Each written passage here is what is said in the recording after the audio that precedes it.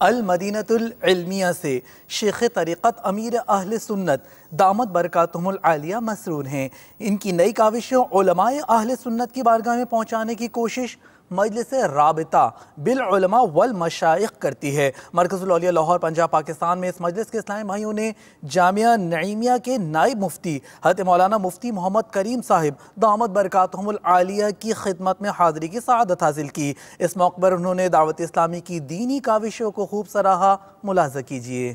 ہم کو اے عطار سنی عالموں سے پیار ہے، ہم کو اے عطار سنی عالموں سے پیار ہے، انشاءاللہ دو جہاں میں اپنا بیڑا پار ہے، انشاءاللہ دو جہاں میں اپنا بیڑا